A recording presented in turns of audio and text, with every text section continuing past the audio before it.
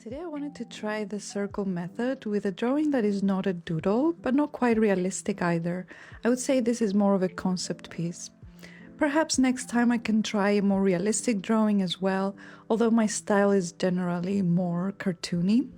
As you can see here, I start by drawing different size circles that help to create a basic silhouette of the subject.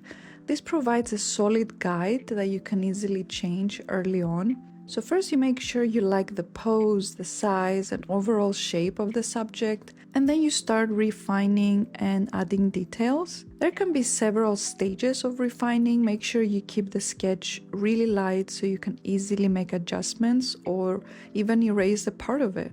It is crucial not to feel discouraged if you see that you need several changes or if you're not immediately getting the results that you're expecting.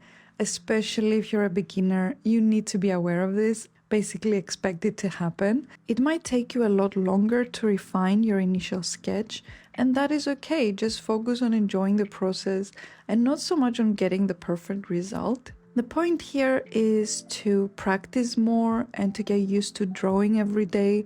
So this is what the circle method is all about, getting you started and giving you a head start, let's say with your sketch or your doodle, especially if you're a beginner or if you feel an artistic block and it's really hard for you to get started. Some other tips that I would give for beginners is to use real-life references such as photos of the subject that you're drawing, and even to trace photos using rice paper. There's nothing wrong with that, especially if you're a beginner and you're just starting out, you've never drawn before. It's great to start by copying photos and even tracing over them just to get a feel for it and to train your hand essentially. Obviously, you need to practice daily. That is the best tip I can give. Practice daily, but do it with a quick doodle. Don't focus on making something complete. Just use the circle method, do some quick doodles just to get a feel for it, to get used to it, and essentially to make it part of your daily routine. The circle method is also a great way to loosen up and get into the flow of drawing. Sometimes when we sit down to sketch, it's easy to feel stuck or unsure of where to start. But with this technique, you've always got a starting point, and that's very important. You create the rough shape and then start refining and adding more details.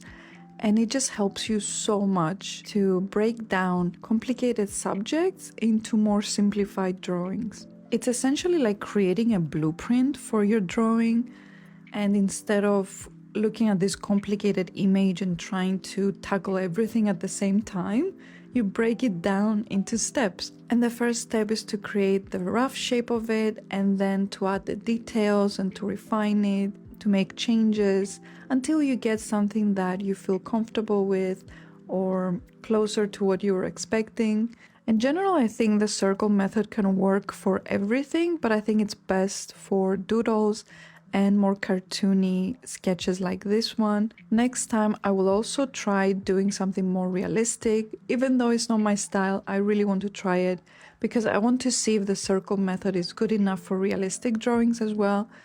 But I think pretty much it can be the starting point of any kind of drawing. And whether it becomes cartoony or realistic, that has to do more with the refining and not so much with the first steps, which is the circles. So when it comes to more realism, it's all about adding shadows and way more details. And that takes a lot more understanding of lighting and shadows and highlights. So that's definitely something that is much more advanced. But for now, let's focus on this one, which is just a rough sketch essentially. It's also great for concept art because concept art, you don't really draw it to completion. It's more like a rough sketch just to get the idea of a scene or a landscape or a certain subject. But whether it's gonna end up looking cartoony or realistic, I think that depends on later stages.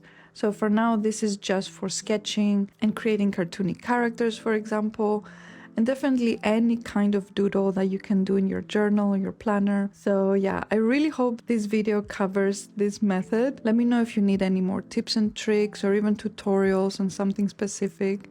Perhaps we can also experiment with the realistic method as well. So yeah, let me know if this method works for you, and I would love to see what you draw with it. So please comment down below your Instagram handle so I can check it out. And yeah, thank you so much for watching, and I'll see you next time.